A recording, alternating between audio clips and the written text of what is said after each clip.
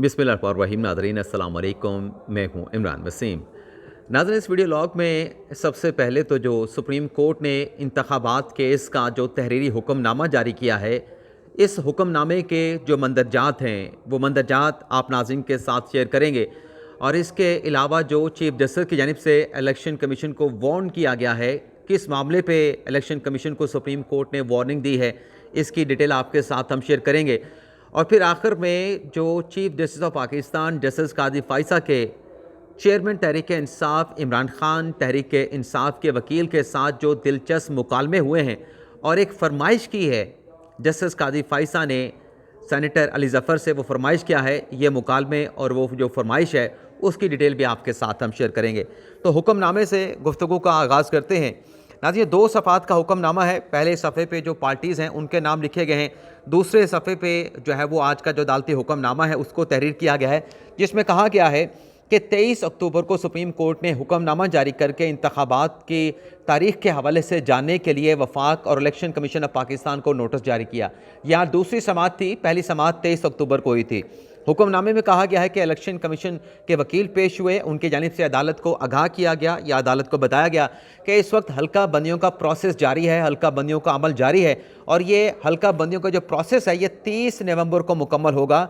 और 30 नवंबर को हल्का बंदियों का जो प्रोसेस है मुकम्मल होने के बाद 5 दिन जो है वो जो डिलिमिटेशन है उसके प्रोसेस को, उसके नताइज को, उसकी पब्लिकेशन में लगेंगे। तो 5 दिसंबर के बाद हमें जो टाइम फ्रेम है वो हमें 54 दिन का चाहिए होगा। और अदालती हुक्मनामे में कहा गया है कि इलेक्शन कमीशन के वकील ने बताया कि जो टाइम फ्रेम है इलेक्शन के शेड्यूल का वो 29 जनवरी तक जाता है। तो 29 जनवरी के बाद इलेक्शन कमीशन के वकील ने कहा कि हम 11 फरवरी तक जो है वो इलेक्शन करवा सकते हैं। इलेक्शन कमीशन के वकील ने कहा कि चूँकि 29 जनवरी को पीर का दिन है तो आवाम की सहूलियत के लिए जो यानी उसमें जो पोलिंग है वो ज़्यादा हो, ज़्यादा से ज़्यादा लोग जो है इलेक्शन के प्रोसेस में पार्टिसिपेट कर पाएँ, यानी जो रेशो कहा जाता है कि पोलिंग का रेशो कितना ज़्यादा है, तो वो इतवार का दिन ज़्यादा मुनासिब रहेगा कि लोगों को फैसिलिटेट किया जाए। और वो 4 फरवरी और 11 फरवरी बनते हैं। तो 11 फरवरी इसलिए इलेक्शन कमीशन ने तारीख दी कि जो सियासी जमातें हैं वो अपने मंशूर को जो है वो प्रमोट करने के लिए, फ़रोग करने के लिए उनको भी वक्त मिल सके, तो इसलिए हमने 11 फरवरी की तारीख जो है वो इलेक्शन कमीशन ने आज तजवीज़ की है।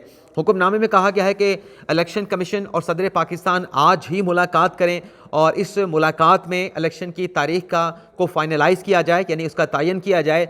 और अटॉर्नी जनरल इस मुलाकात के हवाले से जो कि इलेक्शन कमीशन के सदर पाकिस्तान से होनी है, इस मुलाकात को फैसिलिटेट करेंगे, यानी इस मुलाकात के इंतज़ामात करेंगे। और सदर मुमलिकत को जो इस केस की कार्रवाई के हुक्मनामे हैं, यानी 23 अक्टूबर का और आज के 2 नवंबर की कार्रवाई का, वो अटॉर्नी जनरल जो है सदर मुमलिकत आरिफ अलवी को फराहम करेंगे। और जो भी लीगल मुआवनत दरकार होगी वो इस मीटिंग में जो अटॉर्नी जनरल अपना इलेक्शन कमीशन और सदर के माबैन होगी, इसमें अगर कोई कानूनी मुआवनत दरकार हुई तो अटॉर्नी जनरल ये कानूनी मुआवनत जो है वो फराहम करेंगे। वैसे प्रोसीडिंग के दौरान काजी फाइसा साहब ने यह कहा था कि ये जो मुलाकात होनी है इसमें किसी सियासी जमात का वकील नहीं होगा, इलेक्शन कमीशन होगा, सदर पाकिस्तान होंगे और इसके साथ अटॉर्नी जनरल मौजूद होंगे।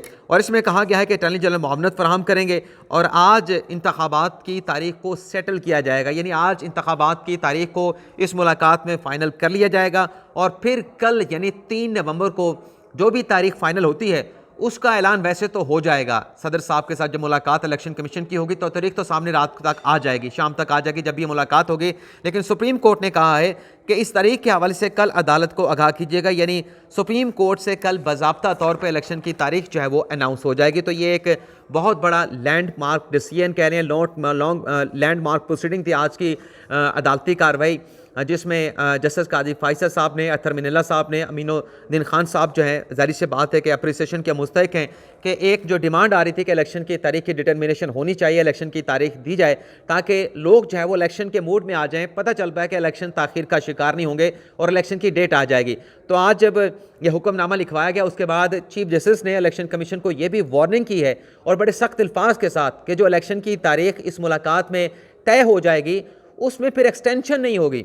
ये नहीं कि अगर आप 4 फरवरी की तारीख तय कर लें, 4 फरवरी की तय कर लें, 11 फरवरी कर लें या जो भी आप तारीख तय कर लें, उसमें तौसीह नहीं होगी, वो तारीख दोबारा तब्दील नहीं हो पाएगी।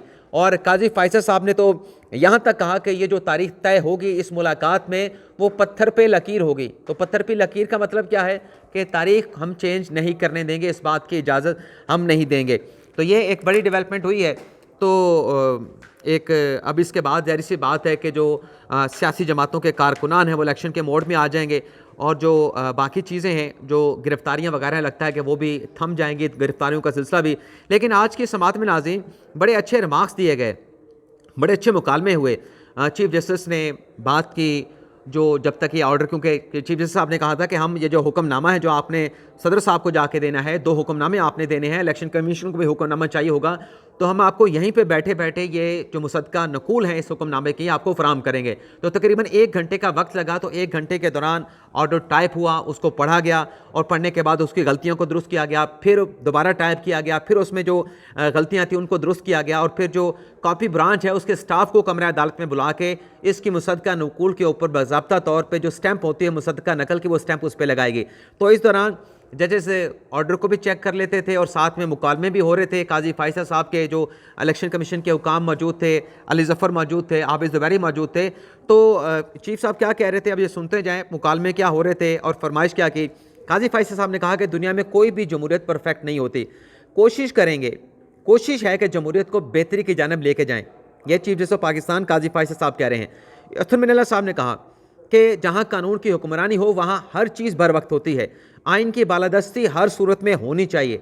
अतर मिनल्ला साहब ने कहा कि हल्का बंदियों का मामला 2018 में शुरू होकर 2020 तक ख़त्म हो जाना चाहिए था। आज जो हल्का बंदियों का प्रोसेस चल रहा है ये 2020 में मुकम्मल होना चाहिए था। वकील इलेक्शन कमीशन ने कहा कि हमने साबिक हुकूमत को, यानी इमरान खान की हुकूमत को भी, और फिर उसके बाद जो शहबाज शरीफ साहब की हुकूमत है उनको 14 खतूत लिखे थे कि मरदमशुमारी के नताइज को शाया किया जाए। चीफ जस्टिस ने कहा कि शायरा दस्तूर पर election commission, supreme court, parliament और ऐवान सदर सब वाक़े हैं। क्या सेनेट की इमारत अलग है, ये पूछा चीफ साहब ने इमरान खान साहब के वकील, पीटीआई के वकील सेनेटर अली ज़फ़र से कि जो पार्लियामान में सेनेट की इमारत है क्या वो अलग है? मैं एक बार असम्बली गया हूँ। तो इस पर अली ज़फ़र साहब ने जवाब दिया कि आप कभी मुझे, बल्कि चीफ जस्टिस ने अली ज़फ़र साहब से कहा कि आपने मुझे कभी सेनेट में नहीं बुलाया, मैं असम्बली एक बार गया था लेकिन आपने मुझे कभी सेनेट में नहीं बुलाया। अली ज़फ़र साहब ने कहा कि एक ही इमारत है पार्लियामेंट की जिसमें कौमी असम्बली और सेनेट की जो है वो के असम्बलियाँ मौजूद हैं। और फिर अतर मिलना साहब ने कहा कि और जो फरमाइश थी काजी फायसा साहब की कि आपने मुझे बुलाया नहीं, इसका जवाब उस तरीके से अली ज़फ़र साहब का नहीं आया। इमारत को के हवाले से बता दिया कि दोनों इमारतें जो हैं पार्लियामेंट की एक ही बिल्डिंग में मौजूद हैं। और फिर अतर मिलना साहब ने कहा कि ऐवान सदर जहाँ है वहाँ असल में इसको नहीं होना चाहिए था। इस्लामाबाद के टाउन प्लानर्स के मुताबिक पार्लियामान की इमारत सबसे ऊँची होनी चाहिए थी, यानी इस्लामाबाद को जो प्लान करने वाले थे उनके मुताबिक पार्लियामान की इमारत सबसे ऊँची होनी चाहिए थी। अतर मिलना साहब ने कहा किसी ने बाद में उन्हें ऐसा ना करने का मशवरा दिया कि पार्लियामान की इमारत सबसे ऊपर नहीं होनी चाहिए, लेकिन जो टाउन प्लानर थे उनकी प्लानिंग यही थी कि पार्लियामेंट की इमारत शारा दस्तूर पे सब इमारतों से, सुप्रीम कोर्ट से भी, इलेक्शन कमीशन से भी और ऐवान सदर से भी ऊँची होनी चाहिए। इस वक्त नाज़रीन जो सुप्रीम कोर्ट की इमारत है वो शारा दस्तूर पर सबसे ऊँची है। तो चीफ जस्टिस साहब ने कहा कि टाउन प्लानर्स का ताल्लुक यूनान से था, जिन्होंने इस्लामाबाद की प्लानिंग की थी, जहाँ दुनिया की सबसे बड़ी पार्लियामेंट कायम की गई थी। यानी इस्लामाबाद को प्लान करने वालों का ताल्लुक यूनान से था, वहाँ पे पार्लियामेंट की सबसे बड़ी इमारत बनाई गई। चीफ साहब ने कहा कि सुप्रीम कोर्ट समेत किसी अहम इमारत को पोस्टल नंबर नहीं लगाया गया। जैसे कि हम मगरब के ममालिक में जाते हैं, हर बिल्डिंग के ऊपर पोस्टल नंबर लगा होता है, तो यहाँ पे इस्लामाबाद में किसी इमारत को पोस्टल नंबर नहीं लगाया गया। और फिर चीफ जस्टिस ने अली ज़फ़र से सवाल पूछा कि सेनेट के इंतखाबात, आइंदा इंतखाबात कब होने हैं? तो अली ज़फ़र ने जवाब दिया कि आधी सेनेट की रिटायरमेंट पर इंतखाबात, जो आधी जो सेनेट है वो अभी मार्च को इंतखाबात होने हैं, तो आधे जो सेनेट के अरकान है वो मार्च में रिटायर हो जाएंगे। चीफ साहब ने पूछा कि आपका दुरानिया कितना रहता है? अली ज़फ़र से पूछा, इमरान खान तहरीक इंसाफ के वकील से। तो अली ज़फ़र ने कहा कि मुझे तो 2 साल हुए हैं, मेरा अभी 6 साल का दुरानिया है, 4 साल बाकी रहते हैं। तो चीफ जस्टिस ने कहा कि सेनेट में किसकी अक्सरियत है? तो अली ज़फ़र ने कहा कि सेनेट में अक्सरियत पीपल्स पार्टी की है, फिर नून लीग और तीसरे नंबर पे पाकिस्तान तहरीक इंसाफ है। और ये आपको जो चीज़ें मैं बता रहा हूँ आपको किसी यूट्यूब चैनल पे, किसी नेशनल मीडिया पे सिवाय बोल के कहीं नहीं मिलेंगे। चीफ जस्टिस ने कहा, क्योंकि हमने बोल को रिपोर्ट किया है। तो इसमें चीफ जस्टिस ने कहा कि आज चेयरमैन और डिप्टी चेयरमैन तहरीक इंसाफ के हैं। अली ज़फ़र ने कहा कि पीटीआई ने दोनों को नामजद किया था, मुंतखब पूरा ऐवान करता है। चीफ जस्टिस ने कहा कि हमें इन बातों को जानने का वैसे वक्त नहीं मिलता, सोचा फ़ायदा उठा लें, अभी ऑर्डर साइन होना है तो सोचा फ़ायदा उठा लें। और फिर चीफ जस्टिस ने कहा, अली ज़फ़र ने कहा कि सेनेट इलेक्शन के बाद चेयरमैन और डिप्टी चेयरमैन सेनेट का इंतखाब भी होगा। और चीफ जस्टिस ने कहा कि सदारती इलेक्शन में बतौर प्रिजाइडिंग ऑफिसर मैंने बलोचिस्तान असम्बली में गया था और सदारती इलेक्शन को मैंने कंडक्ट करवाया था जब मैं चीफ जस्टिस बलोचिस्तान था। खलाई मखलूक क्या निगरान हुकूमत का तस्वर जमहूरियत में खलाई मखलूक जैसा नहीं, जैसे अतर मिनल्ला साहब ने कहा। अतर मिनल्ला साहब ने कहा कि मुल्क मुंतखब हुकूमत ही चला सकती है। चीफ जस्टिस ने कहा कि बाज़ औक़ात कई अहम नौइयत के फैसले करना पड़ जाते हैं। इलेक्शन कमीशन इसी वजह से है कि इंतखाबात में कोई मुदाखलत ना हो। आइन में कहीं नहीं लिखा कि निगरान हुकूमत बड़ा फैसला नहीं कर सकती। अली ज़फ़र साहब ने कहा कि इलेक्शन एक्ट के मुताबिक निगरान सिर्फ रोज़मर्रा के अमूर चला सकते हैं। जो सजील सवाती थे इलेक्शन कमीशन के वकील, उनकी जानिब से कहा गया कि बरतानिया में हुकूमत इंतखाबात कराती है, और उन्होंने कहा कि इंतखाबात के वक्त बरतानवी हुकूमत पर्दे में चली जाती है। रिसर्च के दौरान मालूम हुआ कि बरतानिया में पर्दे का लफ्ज़ इस्तेमाल होता है, और फिर इस दौरान जो है वो अदालती हुक्मनामा तहरीर भी हो गया, उस पर सिग्नेचर्स भी हो गए, मुसद्दका नाकूल भी उन पर जो है वो सब्त कर दी गई, और फिर वो हुक्मनामा जो है वो तमाम फ़रीक़ैन को फराहम कर दिया गया, AG ऑफिस को, इलेक्शन कमीशन को, अली ज़फ़र साहब को। अब नाज़रीन, ये जो अदालती कार्रवाई है इसका खुलासा ये है कि आज चीफ जस्टिस साहब ने और जो बेंच है उसने वो कर दिखाया है जो इस वक्त तमाम सियासी जमातों का मुतालबा था। आप देखें कि ये जो पटिशन थी इंतखाबात के हवाले से आबिद ज़ुबैरी साहब लेके आए थे, और 15 अगस्त को ये दायर हुई थी, 21 अगस्त को इसका नंबर लगा था, और तकरीबन 25 दिन तक ये पटिशन सुप्रीम कोर्ट में पड़ी रही। बंदियाल साहब चीफ जस्टिस थे, इस पटिशन को फिक्स नहीं किया गया।